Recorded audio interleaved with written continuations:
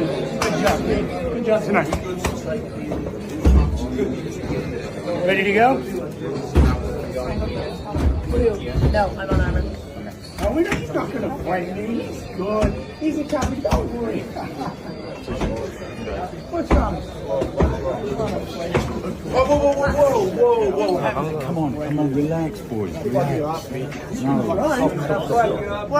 Dude, that's just childish. You're meant to be a champion in this sport. Look at me. You're meant to be a champion in this sport. Your friend just won. Don't ruin this weekend. Hi, man. Congratulations.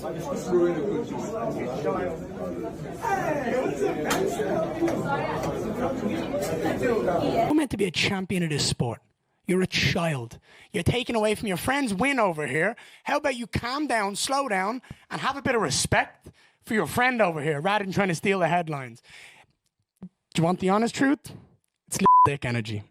I mean, Ian's cocky. He probably rubbed him up the wrong way. And Khamzat, give him a little push. Just a little. UFC fights had just wrapped up when things suddenly got tense backstage. Garry and Khamzat Chimaev ran into each other, and within moments, the mood shifted. A few sharp words were exchanged, a stare that wouldn't break, and security had to step in before things could escalate further. It wasn't a full-on clash, but it was enough to raise eyebrows and spark serious curiosity about the tension brewing between them. When Khamzat was asked why things went south so quickly, he didn't hold back. He explained that Garry had been poking him from behind, and whatever that was meant to be, it definitely didn't feel like respect. Khamzat made it clear that the situation had reached a breaking point for him. From the outside, it seemed like Garry was trying to create a moment for the cameras, leaning into his hype-chasing persona. But Khamzat wasn't buying it. He dismissed Garry's behavior as just that, an attempt to play up to the spotlight, one that ultimately fell flat. It was clear Garry's loud, attention-seeking antics didn't land the way he'd hoped. Touch somebody, that's respectful. Don't punch somebody behind, like. He punched you in the back? Yeah, like they punching, like slapping my back, I have to respect. If you want to show respect, respectful, touch somebody. That's why I said, tell him to touch somebody, respectful. That's it. He came like there to make some hacks for him, like, that guy. Trying to beat one but never gonna beat one. He's a shit fighter. He won't cheat. I don't know what. Garry later gave his side of the story, saying everything started off perfectly normal. He congratulated Ian, exchanged a few words with Gaza, and everything seemed respectful, until security stepped between them. That's when, according to Garry, Gaza suddenly flipped, shouting and shoving, as if he was trying to put on a tough guy performance out of nowhere. Went up to Sarukian. I congratulated him. I went up to Khamzat. I said, hey, champ, what's up? When are we going to see you back? He goes, I don't know, brother. Whenever. Smash. All right, cool. Sweet. Slaps me on the back. I'm like, all right, cool. Security guard gets in front of us. I'm like, we literally were just cool with each other. He's not going to fight me. And then that childish energy comes out. Yeah, you, brother. You. Boom. Tries to push me. I just turned around and went, you're meant to be a champion of this sport. You're a child. You're taken away from your friend's win over here. How about you calm down, slow down, and have a bit of respect for your friend over here rather than trying to steal the headlines? Do you want the honest truth? It's dick energy. I need to show the world I'm tough. I need to show you're the champion of the world. No one needs to see you be tough. You don't need to have these anger management issues. Just be a man. Sorry. I'll get him one day. Over here. We're all going to try grab a hold of my legs. Born little. I'm not going to get. Don't get me started. Armand, who stepped in to calm things down, later explained that Gaza isn't the type to flare up without reason. He's usually quiet, keeps to himself, and doesn't engage in drama. But if someone comes at him with the wrong attitude, tries to get clever, or crosses a line, that's when he'll react. Armand hinted that Garry's approach just didn't land the right way. Once Gaza felt disrespected, his patience snapped, and that's when the tension boiled over. Does Khamzat hate Ian Garry? Khamzat hate who behaves very bad. He's so quiet guy, but someone is trying to make a joke or behaving bad and misbehaving, you can joke with this guy. Well, what did Michael Bisping weigh into saying? The whole backstage moment felt like classic schoolyard energy. Ian probably walked in with that confident swagger he's known for, and it clearly didn't sit right with Chimaev. Chimaev gave him a shove, nothing major, but enough to stir the room. Bisping pointed out that it actually boosts Garry's profile even if Khamzat, dealing with injuries and a belt to defend, had no reason to be mixing it up. He also noted that Garry could have fired back the way Ian once did at a weigh-in, but he kept himself in check. Probably the smart move when the guy in front of you happens to be the middleweight champion, and then Backstage he sees Khamzat Chimaev, and there's a bit of an altercation. I'm not sure what went on there. I mean, Ian's cocky, he probably rubbed him up the wrong way, and Khamzat gave him a little push, just a little push. It was kind of schoolyard, playground type of stuff, you know. But it's good for Ian Garry, it's good for his notoriety. Khamzat got pissed off. I think he's got a broken foot or something. He should be defending the belt sometime soon, but he was almost getting into a fight with Ian Garry. Ian could have responded, he could have gone crazy, he could have acted like Arman Sarukin at the weigh-ins and stuck the nut on him. But he didn't, because it's probably not a good thing to do to Boris, the middleweight champion. Moving on to Armand Tsarukyan's dominant win over Dan Hooker, Armand reflected on his performance with a calm confidence. He mentioned that he'd need to re-watch the fight to fully assess his striking, but on the mat, he felt completely in control. The opening round had its risky moments, which he acknowledged as part of the game, but he never doubted the outcome. From Armand's perspective, Hooker simply wasn't operating on the same level. He came into the fight determined to prove that by finishing it quickly, and that's exactly what he did. Armand, congratulations on your victory. Oh, over here. Take your time. So before the fight, you told me that, you were curious about this fight as a fan because, it's been so long since you've been in the octagon. And you also were interested to see how you will perform and what you will be able to do. Anything that you're particularly proud of that you were able to do today? I got a rewatch fight and to see how was my striking. But on the ground, I was good. I was calm, and the first round was pretty dangerous. But it's a fight. I wasn't surprised because I knew, Dan Hooker is not my level. I just, like I said, I'm going there and finish him as soon as possible. Armand kept the momentum going. When asked about scoring his first submission in years, he admitted that having Khamzat in your corner changes everything. With someone like that pushing you, your grappling sharpens whether you plan for it or not. He admitted they didn't walk in with a submission-only game plan, but the confidence and pressure Khamzat brings naturally elevates the wrestling side of his fight. With that kind of energy behind him, Armand said, slipping into the finish just felt like the right moment to strike. Hey Armand, congrats for the win. Your last submission win, I think like 8 years ago, but today we saw a new one. Is that Khamzat effect? Did you guys train for submission or just it's randomly? Khamzat, yeah, when Khamzat's in your corner, wrestling is in another level. Then there's the MMA guru, who couldn't stop praising Armand's performance, calling his arm triangle finish a true display of dominance. He emphasized how strong Armand is on the ground, noting that while some fighters rely on flashy moves or quick submissions, Armand's approach is methodical. He slowly overwhelms his opponents with solid technique. Even in the first round, Hooker had a couple of near submissions, but Armand's grappling, particularly his gator roll escapes, kept him firmly in control. On top of that, Armand mixed in heavy strikes, landing crisp combinations and takedowns, while Hooker was dealing with some nasty head clashes that left his face swollen. All in all, it was a commanding performance that showcased Armand's full skill set, both standing and on the mat. He proved he's not just dangerous in one area, but well-rounded across the board. Submission instead, with an arm triangle, a real bully submission.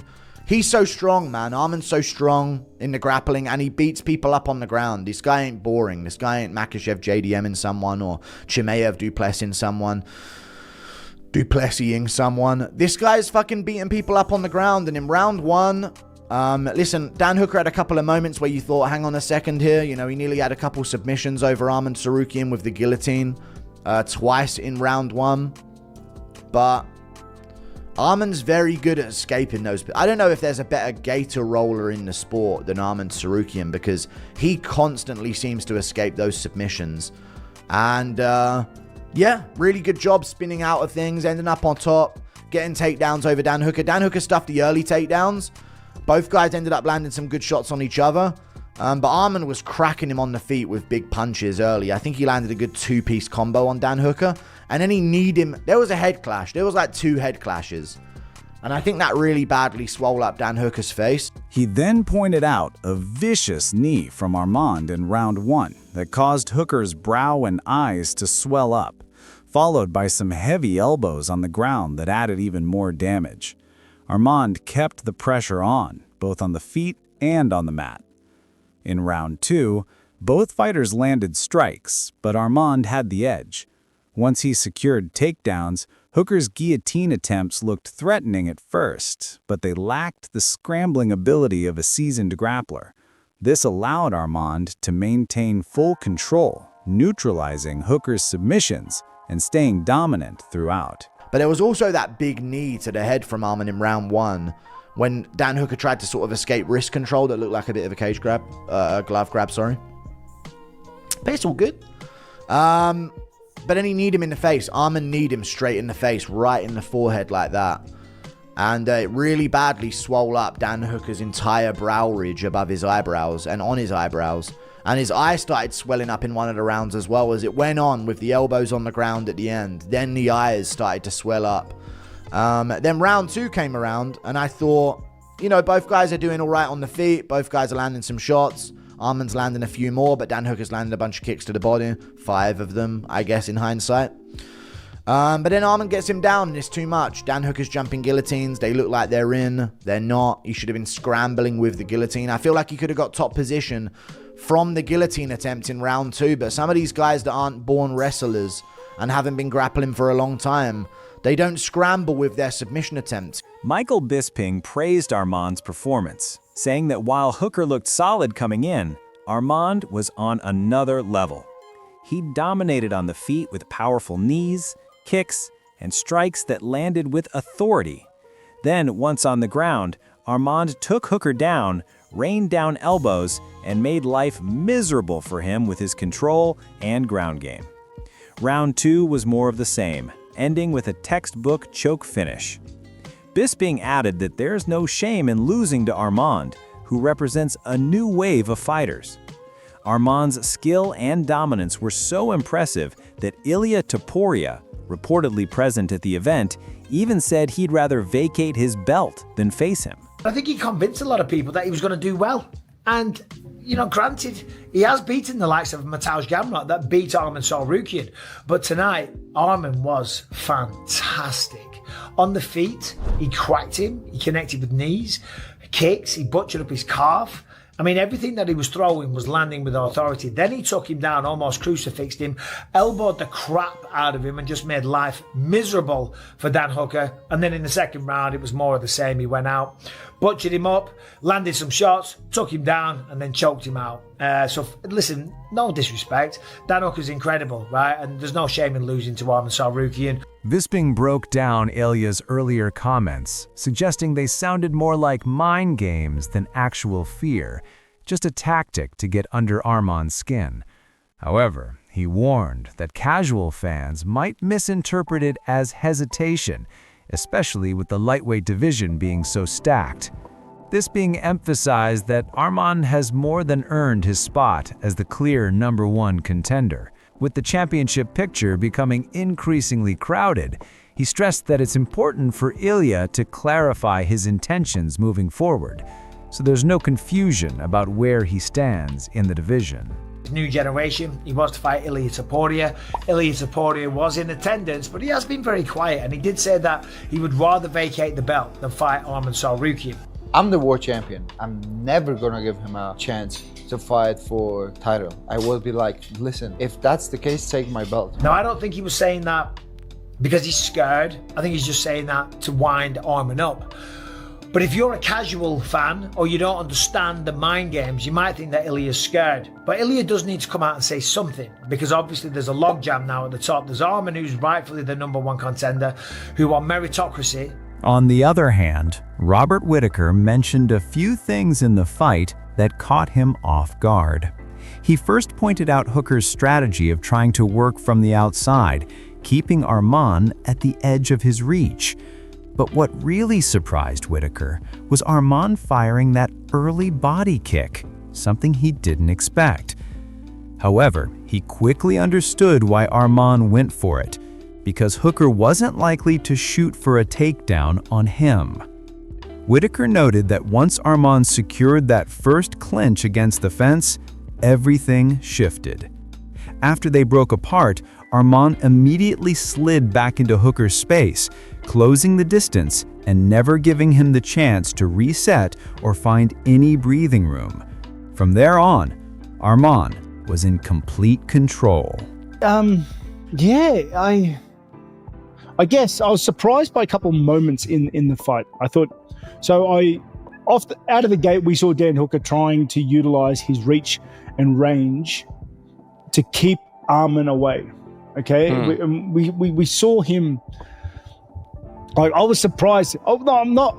I was surprised to see Arman throw that body kick, just because I didn't expect it from him. But it makes perfect sense him throwing that body kick, because Dan's not taking him down. You know, he doesn't want to be a part of that realm.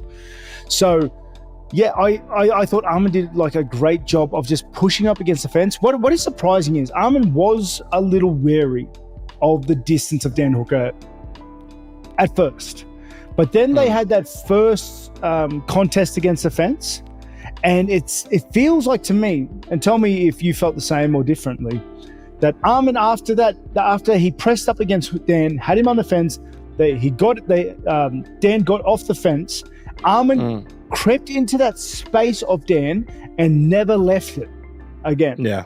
However, Luke Thomas highlighted just how much Arman showcased his full skill set in this fight. While fans knew he had strong wrestling and scrambling abilities, this bout took those qualities to another level. A perfect example of that was when Hooker attempted a guillotine, and Arman managed to roll in an almost impossible way to end up on top. Thomas described it as a blend of athleticism, high-level scrambling, and smart wrestling, all executed with patience and methodical precision. Even Arman's ground and pound looked sharper than ever, proving that this was a complete performance from start to finish. For me, that is by far the best I've seen Arman Tsarukyan, and I think by a considerable distance at that. On the other hand, Bedtime MMA celebrated Arman's dominant win over Dan Hooker, calling it a perfect comeback performance that showcased every part of his skill set. While Hooker defended some of Arman's takedowns well, Arman clearly outstruck him, landing crisp leg kicks, a damaging knee in the clinch, and even a head kick that left its mark, aside from a few minor head bumps. Arman controlled the pace, landing key strikes and demonstrating why his game is so well-rounded and dangerous. They called round 2 pure Arman domination. Hooker went for a guillotine, but Arman spun out of it flawlessly. Once he was in full guard, the elbows started raining down. From there, he passed a half guard, landed heavy shots, moved to mount with shoulder pressure, and finally locked in a head and arm choke to finish the fight. The analysts emphasized just how dominant and methodical Arman was throughout the main event, leaving no doubt that he was fully in control. So, what's your take on the Ian Garry and Khamzat Chimaev backstage clash? Who do you think was in the wrong? And while we're at it, how impressed are you with Arman Yan's dominant performance over Dan Hooker? Drop your thoughts in the comments, and don't forget to hit that subscribe button for more fight breakdowns.